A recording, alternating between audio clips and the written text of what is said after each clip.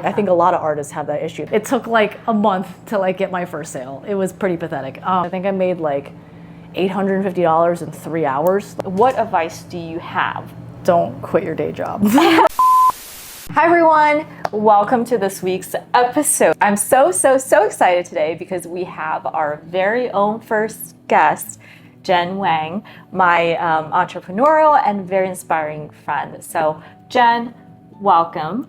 Thank you, Elaine. I'm so excited to be here. I want to give you a warm and big introduction because I think you totally deserve it.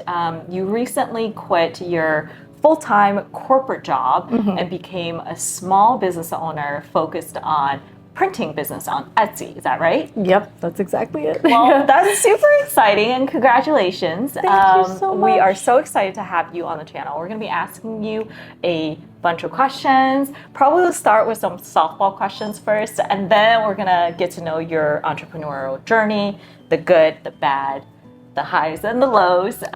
There's quite a bit, so I'm excited to get into it. That's awesome. I know we've had a bunch of conversations, and I know you know a little bit, but for the purpose of our viewers, can you just talk a little bit about yourself and how long have you been running the printing business?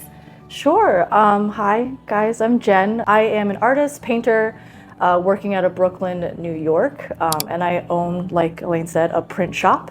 Out of my small one-bedroom apartment. I started on Etsy in 2020, so pandemic times, and I've been growing the Etsy online for 5 years now, and I now sell in person also at the Brooklyn Flea. So yeah, that's kind of been like the past 5 years. So Jen, are you a born and raised in Brooklyn? Are you a New Yorker? What's your background?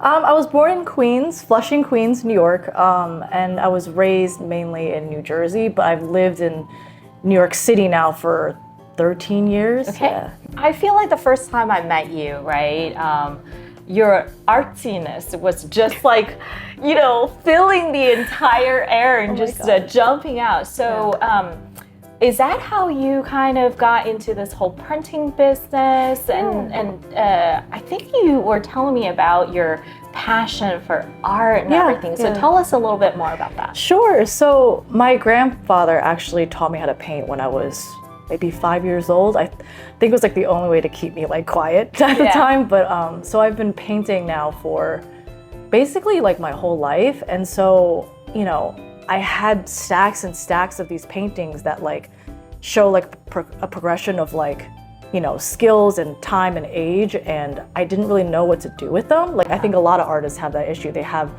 so many original paintings and they just like don't really have an outlet for it. And so 2020 hit and, all of us kind of were forced to stop and had a lot more time on our hands. And I was like, you know what? I'm just gonna see what happens. And so I just started listing on Etsy, like, prints of my original work. And I started painting new work and quickly became very obsessed with creating new work. That's amazing. So was that the first time you started printing, or you've always kind of been a painter growing up? No, I've been painting my whole life. So I've been painting since I was 4 years old. That part was not new. The printing was very new. This was COVID and you started your own side business, but you had a full-time job as well, right? Yeah. So tell us a little bit about that. Like, what was your full-time job like? Oh my gosh. Okay. Well, I'll just intro a little bit my full-time job at the time. So I worked in advertising for about 13 years. Wow, that's a long time. I started when I was 22, 23, and like I was able to, I was an art director, senior art director, then creative director. We made brand campaigns for a lot of like big corporations. So mainly like the NBA, State Farm. I did a Heineken commercial. So it was just a lot of traveling, a lot of shooting, and working with like really talented directors, really talented people, and like celebrities, and it was just a very exciting time, I would say. Yeah. That sounds like a dream job that people would want. So when you first started, what were some of the things that you really liked about your job that got you excited? Yeah, definitely the traveling. Like I got to shoot a Heineken commercial in Prague, and that was my first time in Europe. Advertising is a pretty grueling industry, I would say, like a lot of corporate jobs, but it gave me so much that I'm so grateful for. Like, I was able to build my confidence more, you know, being client facing and knowing how to, you know, sound smart and super creative in a room full of like executives. These are all like things, you know, being in consulting, I can definitely relate to that.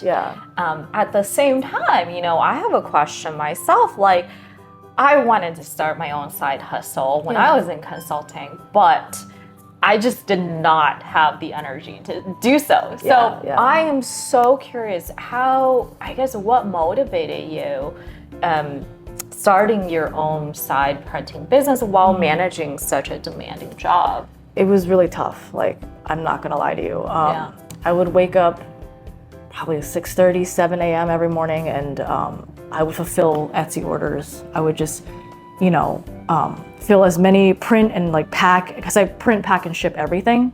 And I would do all of that, and I'd go to the post office right when it opened at 9, come back, quickly get myself together for like a 10 a.m. meeting, like for a full-time job. So it was a lot of that. It was a lot of just like waking up really early, working really late, especially like 2023, 2024, when the business became pretty profitable. It was really just like a well-established business at that point, and it became, my time was just super limited. What was your day like during the early days? During the early days was very nice to look on, actually. I was painting a lot. So I hand paint everything. Those are the originals.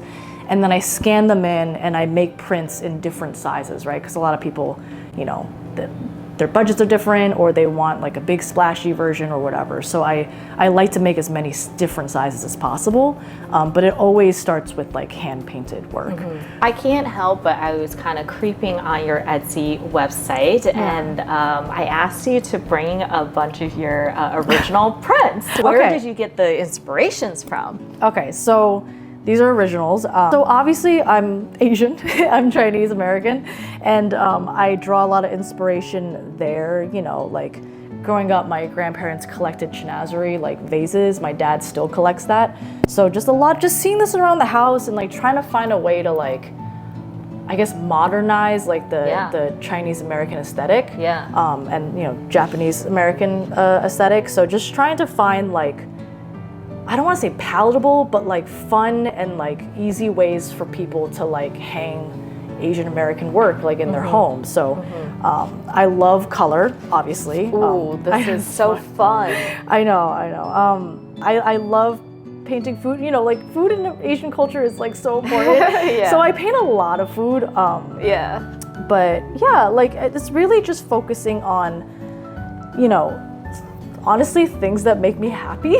Like, I mean, I feel it, right? Like these are, you look at these pictures, like a burst of color or vibrant color and joy, and I definitely feel that. Well, thank you. That's what I want to do. I want to like, you know, paint happy colors and like simple forms that like just like make people feel at least happy, or at least like relaxing. Like relax when I see it. Some lemons. This is a very new one.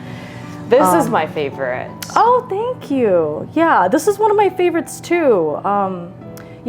A Japanese geisha, but just obviously my rendition of it. And this was a super fun one, sriracha, because I like the dead sriracha. chili. Thank you. Yes, because it's hot and it's fun. Yeah. So I'm not, you know, a professional artist, but I've noticed your color combination is great. Like, how did you go about these art creation, right? Like, if you asked me to do something like that, I wouldn't even know where to start. You could do it. I wouldn't know where to start. So, tell us about, like, how do you go about creating beautiful paintings? I usually start, honestly, online. I look at what other creators are doing. I go on Pinterest and just kind of, you know, find, inspiration doesn't really come out of, like, thin air. It's not like you can just look at a blank piece of paper and just like miraculously come up with something. So it's just a lot of like exposing yourself to like, okay, what's other people doing? Like what's something that like, you know, a photograph or like an album cover or something that might inspire something. And then I'll just I'll look at that for a while, but it's mostly me on the couch with a sketchbook and just drawing forms. Like it's very quick sketches at first, just seeing like, oh, that's an interesting form. That's an interesting, like, you know, I haven't seen someone paint a flower in this way, you know? Yeah. So it's just a lot of sketches. Like my desk is like a mess because it's just a bunch of like loose leaf papers. You'd think that I would be going insane, but maybe we can get a picture of her Oh, desk yeah. after she wants to share with us. Yeah. But yeah, so it's mostly me just sketching until I find a form that I like a composition, and then I'll use Photoshop to drop in some colors, just to see what colors might work. I do a lot of the legwork up front. The painting part is actually the easiest part because I've already had it sketched out. I already know what colors I'm going to use. It's really, you know, the sketching and the prep you do beforehand that make it very easy to execute. Yeah. So how long does it take from, you know, you go out and finding inspirations to you putting pen on paper to this prints actually getting on Etsy? Like how long does that take? That's a great question. It depends. So something as simple as like, you know, some shrimps on a plate, it might take me 1 to 2 days. It might take me a few hours to paint it, like honestly like 2 to 3 hours. Then you gotta like, you know, on Photoshop, like you comp up mock-ups so people get an idea of like what it might look like in their home. I take pictures of like them in frames just to give people like, oh, that might work for the living room or whatever. So execution, like painting, is maybe a few hours, and then taking photos, making mock-ups, and finally listing on Etsy, that's where it takes a bit of time. That's probably 4 hours, I would say. So you could turn it around in like a day or two if like that's all you're doing, but yeah, not long. Well, first off, when you said this was easy to print or paint, I was like, this is not easy. Thank you, that's very sweet. So that's amazing. I think it sounds like, right, like you've identified something you're really good at, and it happened to be something you're very passionate about as well, and then you were able to monetize and turn it into a small business.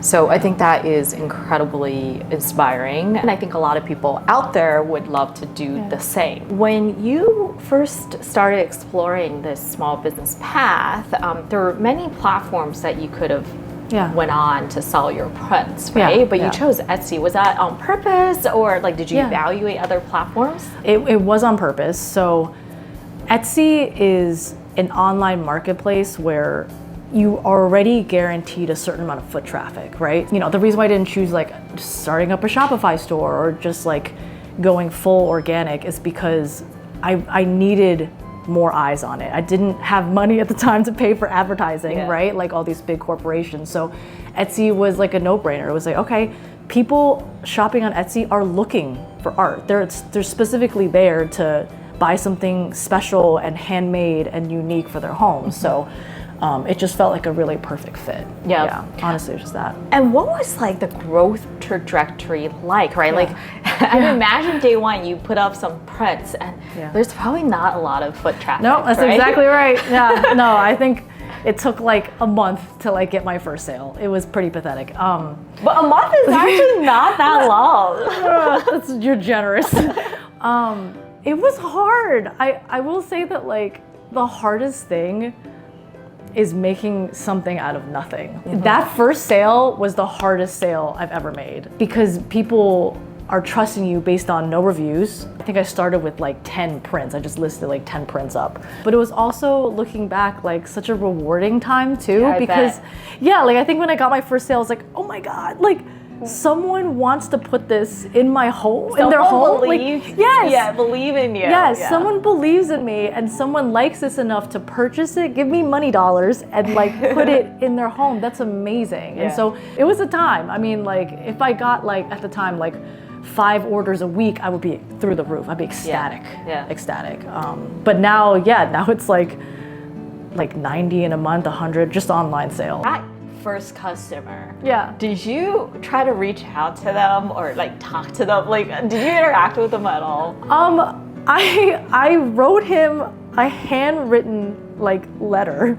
Like it was very extra. I was just like, thank you so much for like supporting my small business. It means the world. I used to handwrite all my thank you notes. Quickly I realized that's just inefficient use of time. But like I used to love doing that because it's like a real person at the other end of the line. Yeah. So then there has to be, you know, you're on Etsy, you're selling your prints, you know, you've sold, you know, 1.5, but there has to be a moment where you're like, oh, you know, I think I'm gonna make it, right? Like what's that moment like? It's amazing. It comes a lot quicker than you think. You know, being anyone who's started like a small business will know like the grind is real. Like you're in it day to day and you have that focus every morning when you wake up. When you're used to struggling with it, when you're used to like having like minor increments of improvement, you don't really realize until you're there. When you kind of sit back, you're like, oh wow, this is steady income. Like this is livable income. And that moment is incredible. It's huge. Right? It's huge. Yeah. Did you do anything specifically to trigger that moment, like a boost of sales, or was that all organic, that foot traffic from Etsy? It was all organic. Working for 4 years, like trying to figure out what prints people liked without sacrificing creative integrity, obviously. Yeah. And just trying different things and, you know, trying, you know, certain like a little bit of ad spend, not ad spend. It was just a bunch of trial and error until it got to that point. Yeah. And I remember, you know, our mutual friend John was telling me that, oh, you know, John's got a link with Meta, right? Like, so you eventually got Meta sponsor you selling a offline event, right? Yeah. So that, you know, that was a pivotal moment actually. That changed everything. Meta had invited me to do a market, like a holiday market. They had a huge like holiday market indoors in their offices on, I forgot what street in Manhattan. And they invited me to be one of the vendors there to sell my goods and to the Meta employees. And so I was like, oh my God, this is an incredible opportunity. I have no idea what I'm doing because I'd never done a market before. I don't know I didn't know what equipment I needed. I didn't know like how to like display my booth, you know, because like, you know, a lot of like vendors will create like crazy, like elaborate, beautiful art booths. I've seen those at the market. Exactly. So I just immediately said yes, and then I was like, oh shit, what do I do? Of course you would say yes. Yeah, of course you say yes, but then I was like, oh, I gotta figure this out like real quick. Yeah. So that was an amazing opportunity, and that kind of jump started this other like income revenue, this other path where I could explore markets and doing in-person selling, which was the first time I'd ever done that. Yeah. And that was a huge success, right? The Meta event. Yeah. That's awesome. It was insane. That kind of the Meta event started your offline journey, right? And now you're selling at Brooklyn Flea Market too. How did you get that gig started? Yeah, so our mutual friend John, he's been such a great friend to have, like not only in life but like in business. So he's the one that told me, like, Jen, like you did pretty well at this holiday market for Meta. Like you should look into doing markets, like just as like an avenue for income. Yeah. And I was like, no, really? But like, you know, I will most likely say yes to things than no. So I was just like, yeah, sure. Let's just try it, right? Yeah. And so I applied to a bunch of flea markets in New York, and Brooklyn Flea accepted me. It took me a minute to figure out a display that worked, and getting used to, you know, talking to customers like that. But it really paid off. It's like a huge chunk of my business now. You sell on both Saturday and Sundays, or what's the rhythm like? So the Brooklyn Flea is open Saturday and Sunday, rain or shine, and they mean it, rain or shine. Like it's been thunderstorming and it's open, from 10 to 5. So I will get there on Saturday around like 8:45, lug all of our tables and, you know, equipment out and just set up. It takes about an hour to set up and break down. Yeah. And then you go until what, 5 p.m. it ends, and then I'm packed up and like ready to go by like 6. So the first time when you start selling at Brooklyn, like Sure. what was your traffic like? Oh my God, it was crazy. It was so, I explain it to people as like a out of body experience because, you know, this was the first time I was able to talk to customers like in person and to receive the like love and honestly the compliments from people, like, and just seeing that their faces light up when they see my work is an out of body experience. Like, it was so rewarding and beautiful, and yeah, and we did very well. Like, I sold out actually of all my I think I had maybe 4 prints left, like just like on the stand, like very lonely. I think I made like $850 in 3 hours. Like we had to leave early because we had just ran out of prints. So very rewarding. So what did you do when you went home? Did you like start cranking out more prints? You're like, I gotta make more prints. Well, my boyfriend helped me when we first started. My boyfriend was helping me a lot with the setup and stuff, and so we went home together and we were just like, we're rich. I think we like ordered like a bunch of Thai food to celebrate and just like had a nice moment, just us, you know, because it was so much better than we thought it was gonna be. Yeah. Well, cheers to that. Thank you, Elaine. Congrats. Thank you. Now you've obviously quit your full-time job and doing this, you know, small business owner full-time. I'm sure you had to go through a lot of tougher times, right? Like, Sure. and early days were probably not easy. So when you first started this, as you know, Asian American family, like what did your parents think about it? What did your friends think about it? Like, you know, like how was that experience like? My friends were very supportive. I have really awesome friends. I have awesome parents too, but they're traditional Asian American. You know, what I want to say is like, if anybody is like, you know, struggling, like getting validation out there, especially from like your parents and people close to you, most of the time they're not trying to hurt you. They've never, especially the older generation, especially traditional Asian American, they've never seen this path. Yeah. And they've never seen anyone successful on the other end of it. Yes. They just, you know, like my dad was like in China, like during the Cultural Revolution, they were really struggling, like to have a stable income, a stable 9-to-5 job was a dream. You have to really focus on, you know, finding this path of like forging your own path forward and really looking at people who have succeeded in your line of work, in the business that you want to be in. How did you go about building that support and community, perhaps, because a lot of small business owners, they're doing this on their own, right? And it's hard to sit in front of your computer desk and just you versus the world, it feels like. How did you go about making sure that you're feeling good as you're doing it, you're keeping yourself motivated? It's really hard to do. It's really hard to do, especially in the first year or 2 years, because you're just trying to create a working business. You don't even know if it'll work out, you know? So you're fighting your own battles inside and trying so many different things every day and, you know, failing at some, succeeding in others. My advice is to just go into it knowing that it's gonna be an up and down thing, knowing that you're gonna fail sometimes, knowing that, you know, how you imagine this thing to be, it might actually be something else. But that something else might be even greater than your original thinking. It's just stay focused and try not to let your emotions sway based on if you had a bad day or not. I think that's so important. Since I've started my own like career consulting side job, every day is different. Some days you're getting a momentum, right? Like a bunch of people are reaching out, interested in your offer and services. But then other days there's just no one.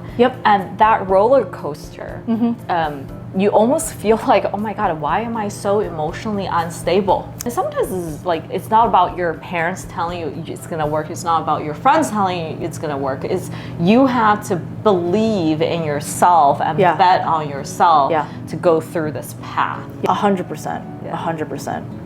Yeah. When you were working kind of 2 jobs, right, and working really hard nonstop, so what were some of the hard trade-offs that you have to make while you're trying to make your business off the ground?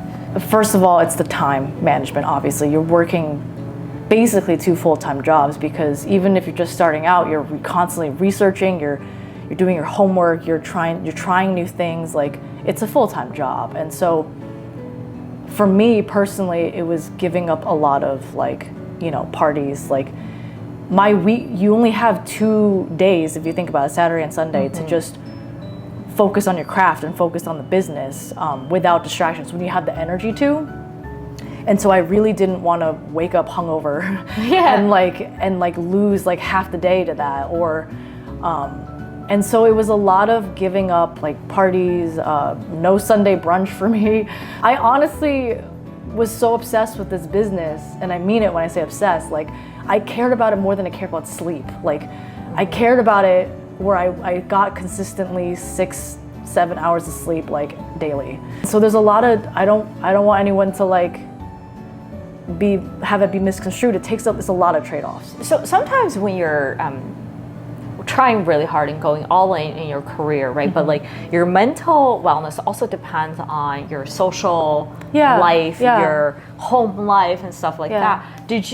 How did you manage that? Like making sure that you have someone you can actually talk to or while you're working. I'm sure there's 10 p.m., 11 p.m. you just got done, right? And then you're like, wow, I haven't talked to a live human being all day. That's so and real. And I am craving some interactions. How do you help yourself in those moments? I'm going to be very honest, like in those times when like I was really trying to focus on the business, like I was very alone. And I think a lot of small business owners understand that feeling. Like you kind of feel like your friends may not understand you, like you're just they can't understand why are you doing this? Why risk it, right? Right. Why are you like you're exhausted from work and like you want to work some more until like midnight? Like the concept just kind of like eludes people. Of course I had my core friends. Of course I had people I can call, you know, when things got really tough, and like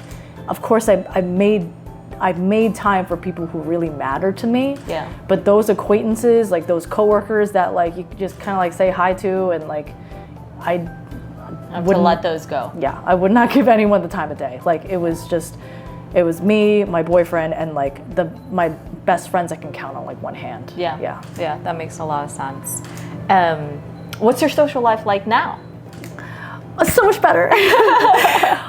You know, doing this full time now, I'm able to create my own schedule. You know, I bet, you know, you're able to create your own schedule, and like I can stop working whenever I want and pick it up again whenever I want. And so now my social life is way more flexible. I've since gathered a lot more entrepreneur friends, so we can hang out at like Monday at like 1 p.m. It's really freeing now, and I have such stronger connections and like more connections with people in this business. And I think the important point I want to stress is that feeling of I'm alone, I might not make it. It's not. It's transient, right? Like your social life is not always just you and the desk and working nonstop. It's once things will get better, and now you have more freedom to do things you enjoy outside of work. Of course. I think it's a process that people have to go through and need to know. Right? I just wanted to be real. Like you're just kind of on the grind. Like there's only so many hours in the day, you know?